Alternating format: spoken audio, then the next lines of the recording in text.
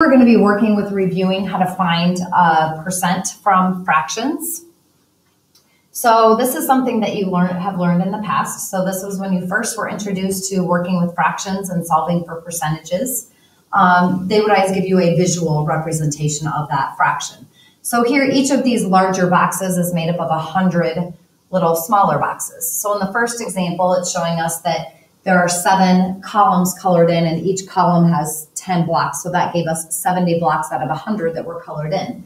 Well, when you go through and you change a fraction to a percent, as long as the number on the bottom is 100, then you can just write the top number as your percentage. Now, as we start working through these, we're not always going to have 100 as our bottom number. So the other method that you can use is you can always take your top number divided by your bottom number. And I know here we wouldn't really need to do that because it's just going to move our decimal and make it a 0.7, and then we would have to go through and move that over 2 places to become our 70%. Okay, but this only works, that process of over 100 and getting to use the top number only works when you have 100 as your bottom number.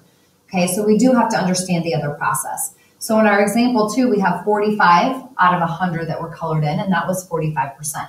The key thing to remember is with a percentage sign, if you look at it, it actually has 1 line and 2 circles, which is the same as 100. So notice how that 45 could be written over 100.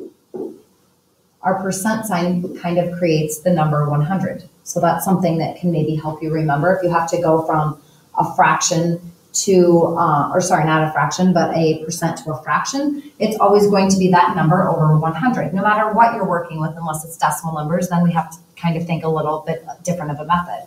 Okay, the other thing that you can also remember is as we're working through these, if I were to divide this out, I would get 0.45.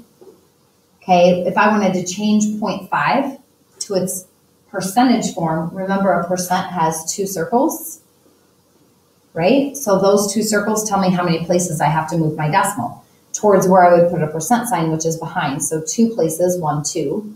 My percent sign sits back here, so that's the same as 45%.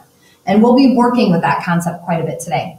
Right now, I'm just reviewing over every time if you had 100 as your bottom number or your denominator. So I want you to go through, pause your video, work through and write out your fractions as well as your percentages for each of these 3 that you have. So pause your video and then check back in just a minute to see what to check your final answers.